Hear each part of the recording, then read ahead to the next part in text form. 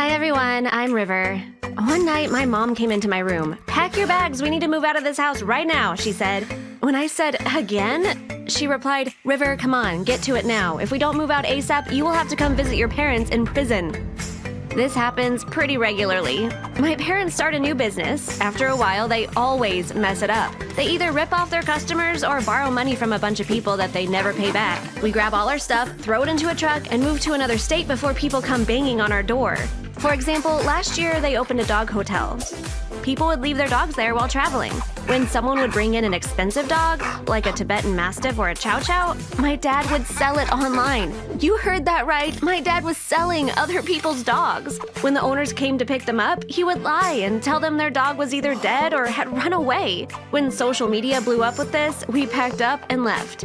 Once, they opened up a secondhand clothing store in a small town. The business was great. It turned out that once a week, my mom was going to another town nearby. She was paying some kids there to steal clothes that people hung up in their backyards. You guessed it, right? Those were the clothes my mom was selling in the store. When one of the kids got caught and ratted her out, my parents were exposed. As always, we skipped town and moved to yet another state.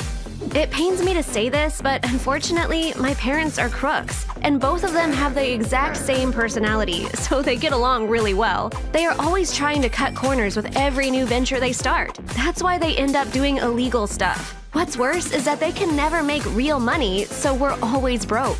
In 2 years, I'll be graduating high school. I need money to be able to afford a good college. When I talked to my parents about it, my dad said, "Forget about college. You'll start working with us when you finish high school." I said, "Dad, I don't think what you're doing is right. I'm not going to be like you guys." And he got really mad at me. My mom screamed, "You don't like what we do? Then you're moving out the moment you're done with school. Good luck taking care of yourself." My dad took it even further, saying, "Your mom's absolutely right, and we won't be taking care of you until then either. You better start looking for a job tomorrow." "I'm never going to be like you. I will be an honest person and make money the right way," I yelled back and left. That night, I looked at job postings for hours. I applied for jobs that seemed like a good fit for me. In a couple of days, I started working at the reception desk of a small hotel. I went to work every day after school. One night, when I got back from work, I saw a homeless man in front of our building. Normally, there are no homeless people in our neighborhood. He was staring at me. "Can I help you, sir? Are you looking for someone?" I asked. He said, "Is your name River?" I did not expect that. "Yes, how did you know that?" I said. "River, I recognize you from photos. I'm your grandfather," he said. Naturally, I was shocked. At first, I wasn't sure if he was lying or not, but after talking to him for a while, I was convinced that he really was my grandfather. He was my dad's dad. They'd been estranged for 20 years. My dad had told me his parents had died. Apparently, he'd been lying about his dad. I gave my grandfather a hug. "I'm sure my dad will be so happy to see you. Come on, let's go to our house," I said. But my grandfather didn't want to go there unannounced. "I don't know how they will react. Will you go and ask them first? I really miss my son and my daughter-in-law. I'm here to make peace with them. I'd appreciate it if they would see me." I ran home. I told my parents that my grandfather was downstairs and told them everything we just talked about. Their expressions changed. My dad asked, "Are you sure it's him? How did he find us?" "It's definitely him. He misses you both so much. Let's go down and bring him up here," I replied. My parents looked at each other anxiously. My mom snapped, "You think we'll just let a homeless guy come into our house? Go and tell him that we don't want to see him." I couldn't believe it. I was about to argue with them, but my dad hushed me. "Streets are where he belongs. Tell that homeless man if he comes here again, I'll make him regret it," he yelled. I went downstairs in tears. There was nothing I could do. I told my grandfather what my parents had told me. He said sadly, "Really? I wasn't expecting this at all. I thought they would actually like to see me after 20 years. It started raining." I held my grandfather's arm. "Forget about them. Let's get you a place to stay. I won't leave you here in the streets," I said. I took my grandfather to the hotel where I was working. I told the night manager about the situation. I asked him to deduct the cost of my grandfather's room from my salary. Then I put him up in a nice room. "What happened between you and my parents? Why haven't you seen each other in 20 years?" I asked. My grandfather started telling me the story.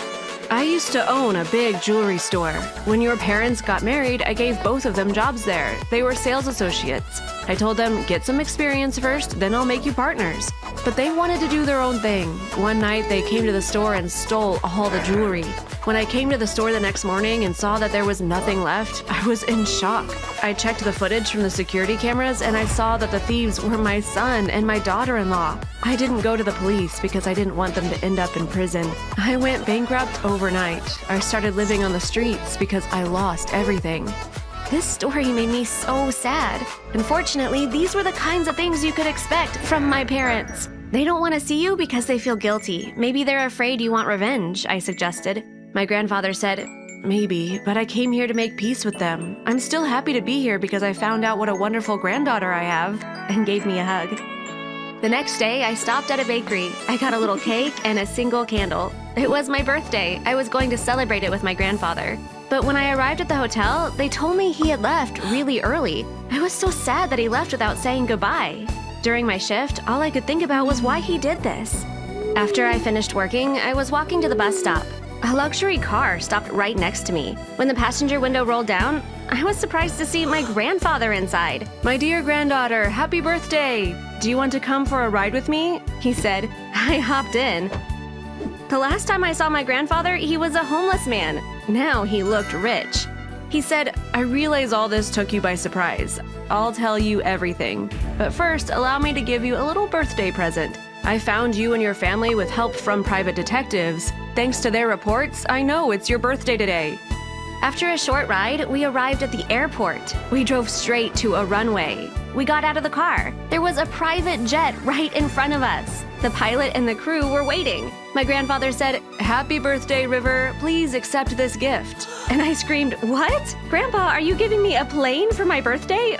Are you rich?" My grandfather patted me on the head. "After your parents stole all the jewelry from my store, I really did go bankrupt and was homeless for 2 years. But I still knew the jewelry business quite well. An old friend of mine saved me from the streets and hired me as a consultant. I was traveling to Africa to buy diamonds straight from the mines. Eventually, I bought some shares in a mine. The investment paid off, and now I own 5 different diamond mines around the world." Everything was illuminated as my grandfather was telling me his story. But there was one more thing I was still curious about. "Grandpa, why did you introduce yourself as a homeless man? If you had said you were rich, my parents would have definitely wanted to see you," I said. "That's exactly why I didn't tell them. I've been diagnosed with cancer. Doctors say I barely have a year left. That's why I came to visit you all.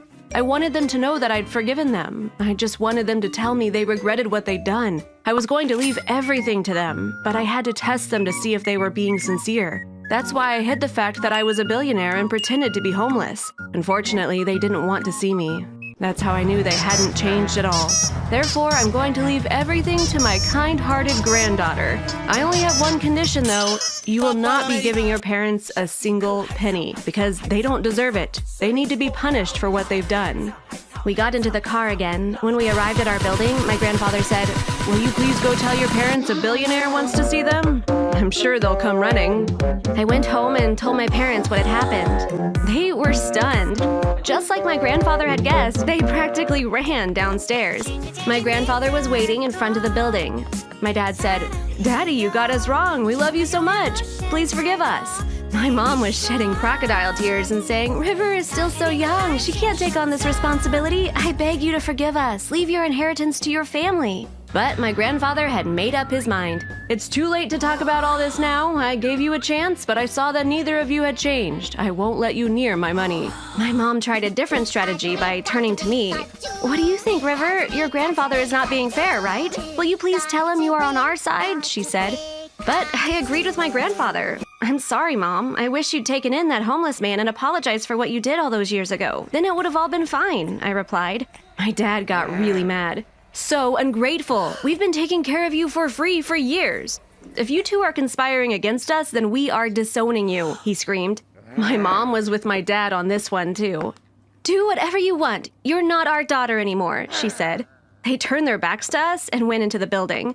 I was literally disowned, but I wasn't sad at all. They were already going to kick me out when I turned 18. I just had to leave home a little earlier. My grandfather smiled at me and said, "Do you want to check out your new plane? We could celebrate your birthday with a nice dinner in Paris if you'd like," he said. I nodded.